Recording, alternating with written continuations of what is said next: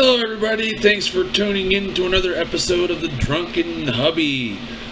Pardon the noise, I've got my fan on me because the air conditioner just isn't working today and it's really hot.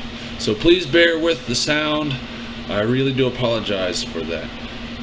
Anyway, if you could hit that subscribe button, click that bell icon so you can get notified whenever I make a new video, and hit that like button so the YouTube algorithms know that you want to see more of me.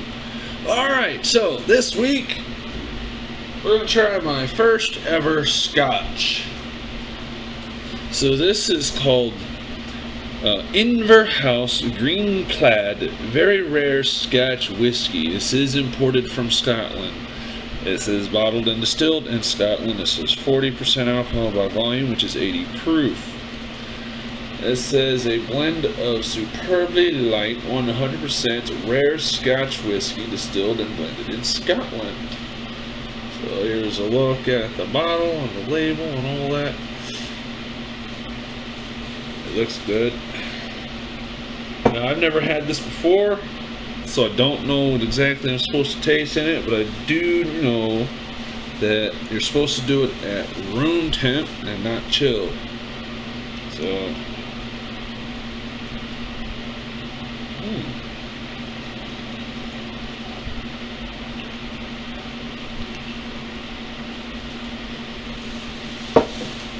oh, I heard people say Scotch on the rocks. I wonder if that's just a TV thing. It's a light color. It smells light.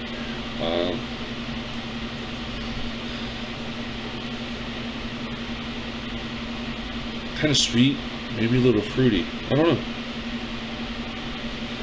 Hey, let's take a sip.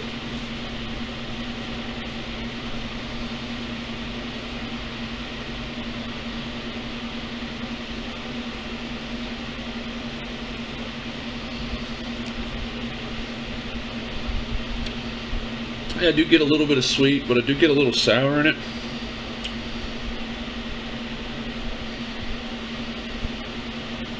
I kind of get like a wheaty taste.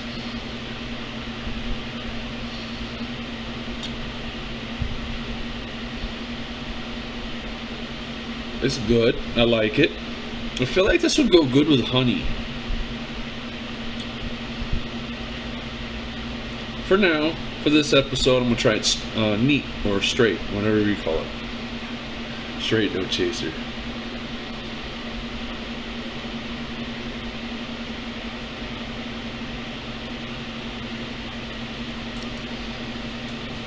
The burn does go away for, after a little bit. It is a little bit rough at first.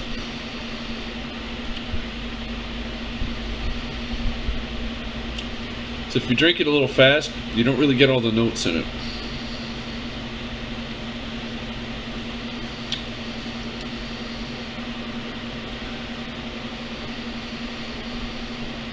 It definitely tastes a lot different than Jack Daniel's. As far as it tastes a lot different than the Canadian whiskey that I tried, and it's a lot different from the Jim Beam I've had before. It's a long time ago before this channel. It's different than the blended whiskey I've had earlier. It's also different from the rye, the Wild Turkey 101. It's not as sweet as the 101, but it's not as smooth. But Scotch, from what I understand, is its own thing, so you're not really supposed to compare it to that, I suppose.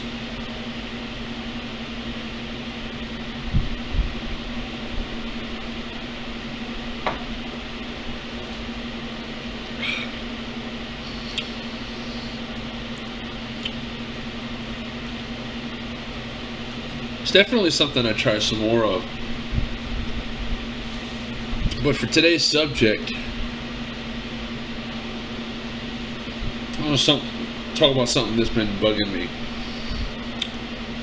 So out there in the internet world, I see lots and lots and lots of posts and videos and comments about quote unquote toxic parents and how they should and shouldn't behave with their children. And one of the things that bothers me about that is a lot of those people don't have children themselves. They don't know what it's like to raise some kinds of kids. So nobody's taken into account that sometimes you have to deal the best way you can with toxic children. Yeah. So you've got some children out there, it doesn't matter how nice you are. Maybe it's because you're too nice. They feel like they can do whatever they want to do because you're not going to do what you need to do to punish them right and correct them. I've been around toxic children.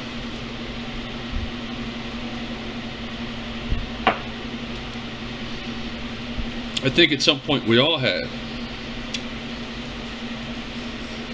that child that answers with what, raises their voice at you, tells you no, or flat out ignores you when you tell them or ask them to do something. When they break the rules and you try to punish them, they act like they're not supposed to get punished. Balling their fists up at you, bucking at you. For those that don't know what bucking is, go like that at you. Or giving you the eye, like, or rolling their eyes at you. That's all disrespectful. That's toxic children right there. So everyone's talking about parents being toxic and doing this and doing that. Okay, yeah, I'm not going to deny you got some parents out there just downright nasty to their children. But there's a flip side, okay? You got some children out there that are just downright nasty to their parents. No matter how nice or mean their parents are, whatever, they're just straight up nasty. Disrespectful, ungrateful.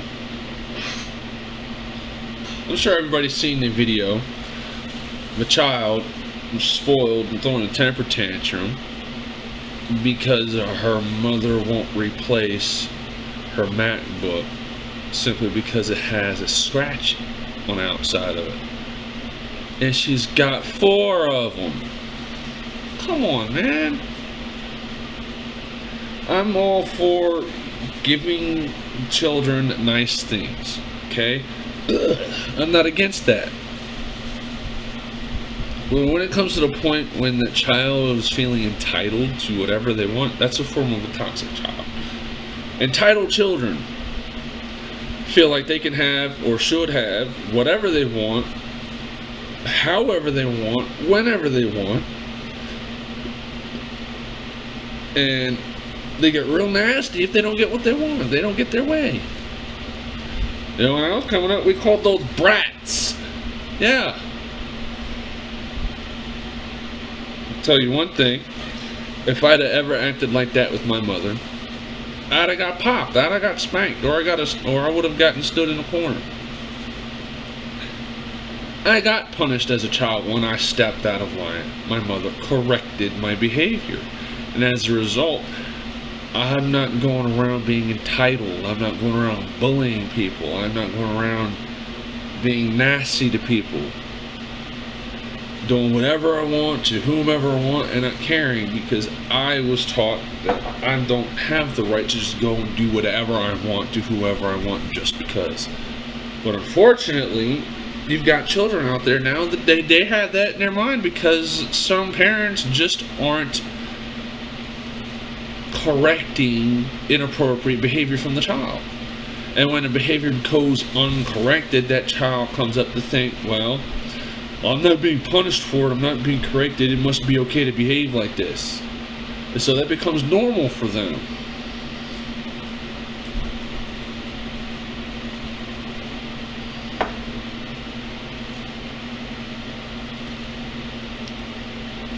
Now, I'm not saying that you need to be mean to your child when you correct them. Heck, I'm not even saying that you have to spank your child for everything they do. Yes, I believe in spankings. No, I don't believe in leaving marks. No, I don't believe in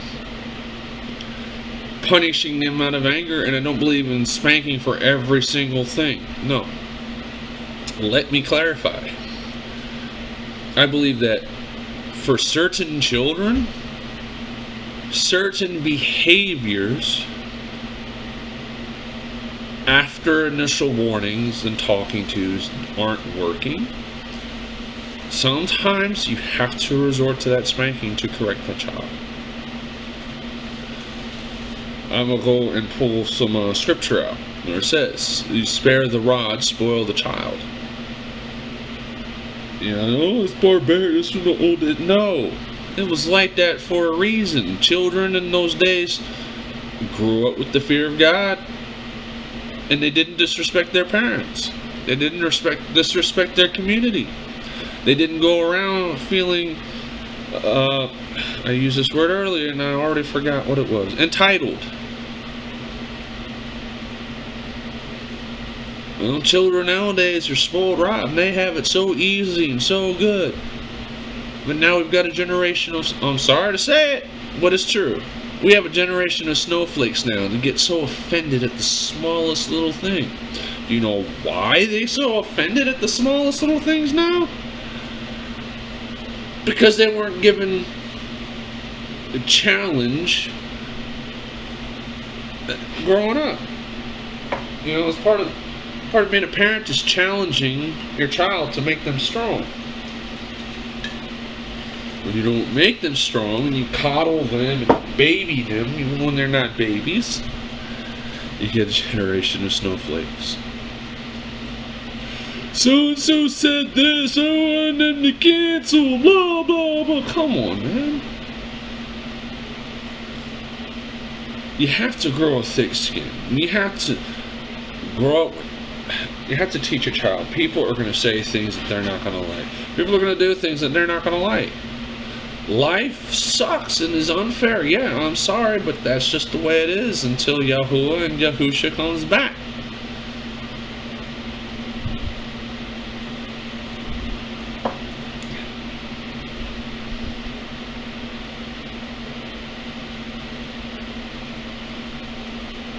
But we still have to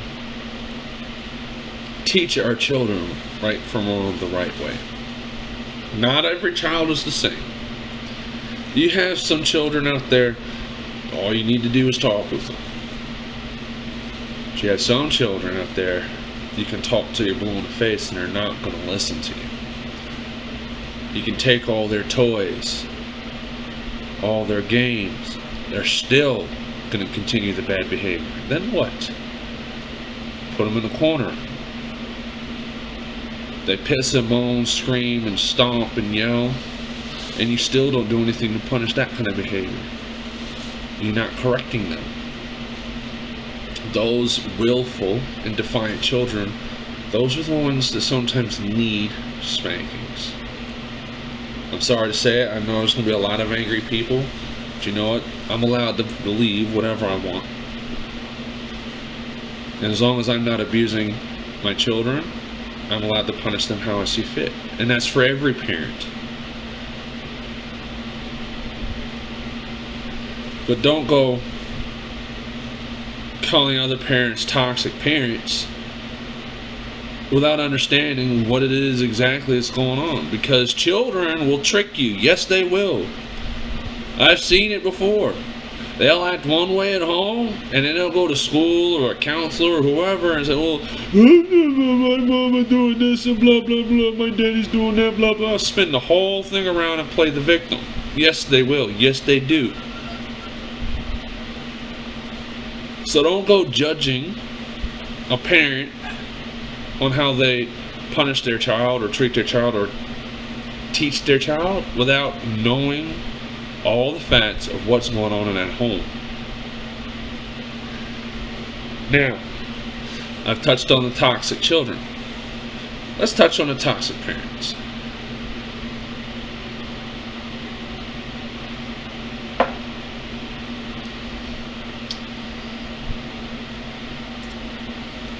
If you're a parent that puts all or most of your time into your work or your video games, You don't set aside time for your children. You don't make them your priority other than making sure they have a roof over their head and food in their belly. That's sort of being a toxic parent, because you're kind of neglecting them. Seriously. Pay some attention to your children. They need it. They need you. If you're not teaching your children right from wrong and making sure they grow up to be responsible, contributing adults to society, I'm sorry, but that's a toxic parent. If you can't communicate with your child without cussing at them, that's a toxic parent. If the only type of teaching your child you can resort to is by smacking them or beating them, you're definitely a toxic and abusive parent. Now, I'm on the fence with the parents that use sarcasm with their children. It's okay to a point, because every child needs a healthy dose of sarcasm from their parents. Even our Lord Yahuwah is sarcastic with us sometimes. It's one of the better ways to kind of make a point to your child, to get them to see things from a different point of view. Forgetting where I'm going. This stuff's really getting I'm feeling nice.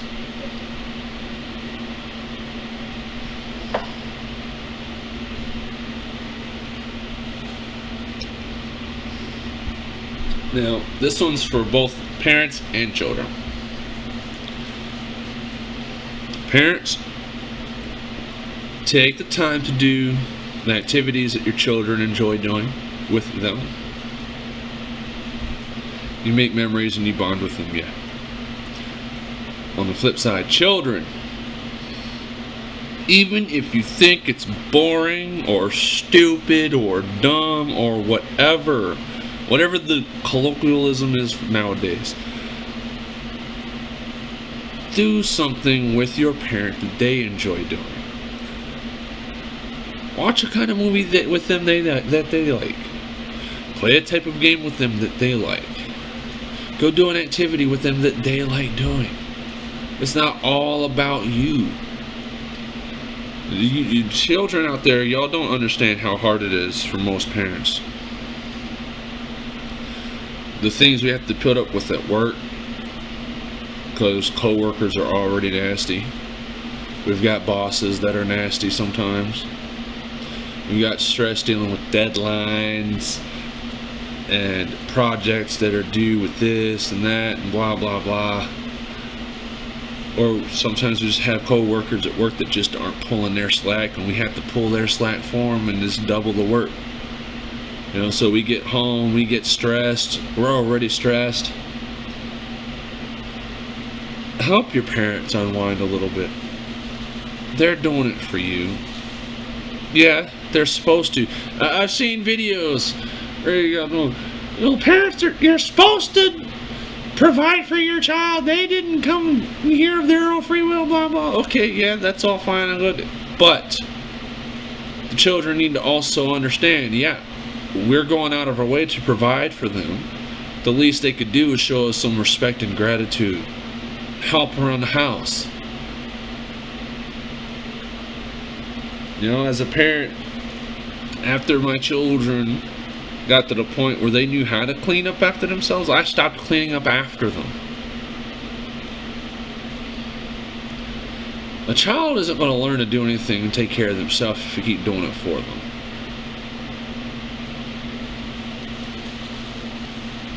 It's just how it is. I know you've got parents, well, they're my child, I have to blah blah blah. Okay, yeah, to a point.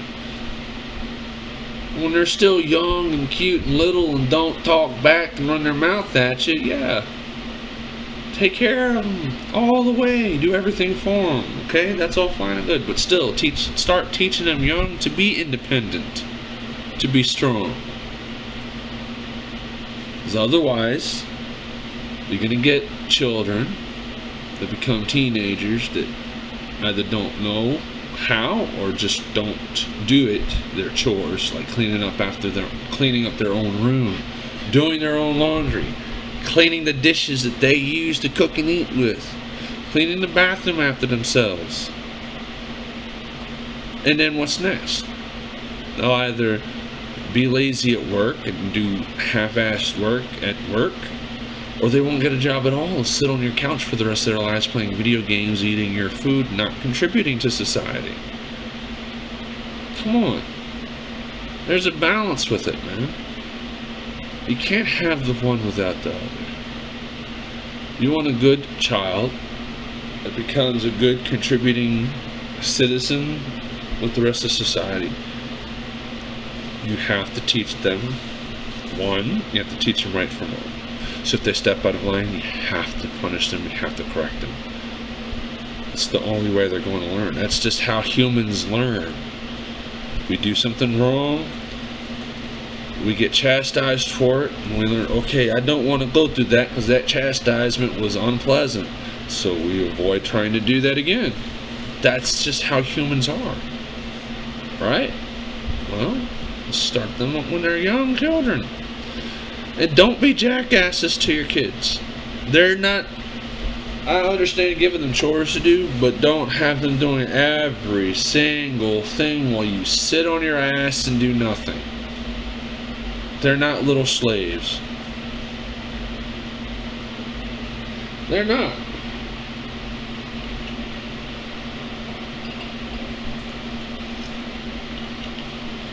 And there's another one I've seen where you got people talking about, parents, you're a toxic parent when you don't let your child express their anger, blah, blah, blah. Yes and no. It depends on how they're expressing their anger. There's expressing your anger and there's being disrespectful to your parent. Okay? If you're rolling your eyes when your parent's talking to you, that's disrespectful. If you interrupt them, talk over them, or walk away from them while they're talking to you, that's disrespectful. If you raise your voice at them, tell them no, call them a name or whatever, that's disrespectful. If you answer them with what, that's disrespectful. I don't care if you like it or not, but that's what it is. You wouldn't do like that to your boss, you'd get fired, right? It's the same with parents. Well, you're a toxic parent. You said, I brought you into this world, I can take you out, blah, blah, blah. Well, I didn't ask to be brought into this world in the first place. That's beside the point. You are our child. Do what we said.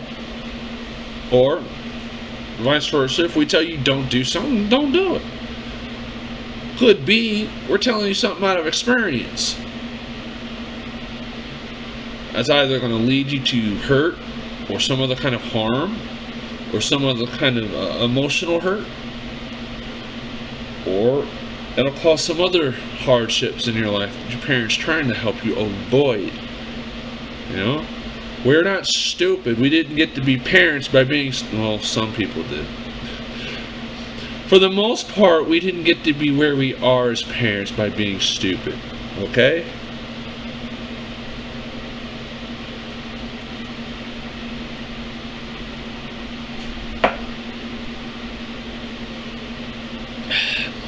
Anyway, long story short.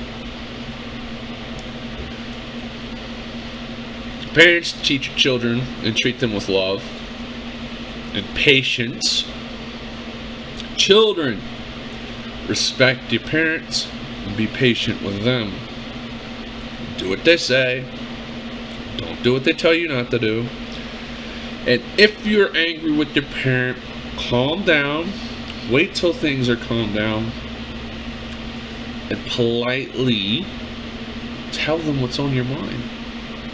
And allow them and listen to them when they tell you something in response to that. Whatever they're going to say in response to that, listen to it. Maybe they'll tell you their reasoning behind things. Maybe then you might understand. I forget who said it, but it's true. Just picture your mind as a cup. This is for parents and children alike. Just picture your mind as a cup. Alright? You can't fill a cup that's already full. It means you can't put knowledge or understanding in something if you in your mind if you already think you know or understand everything.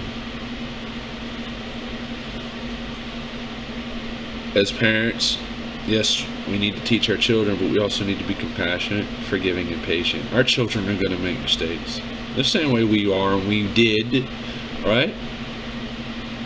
Children, our parents aren't perfect. Never will be, except for Yahuwah. We can't be God. Only He can be God. So, be patient with your parents. Give them love, understanding, and patience, and listen to them. Please. Spread the love, everybody. Spread the love. Thanks for tuning in to another episode of the Drunken Hubby. I will see you all next week as always. And don't forget to leave comments down below what you'd like to see me drink, or what topics you'd like to hear me discuss. I'm always open to suggestions. Just leave a comment below. Thanks. Bye.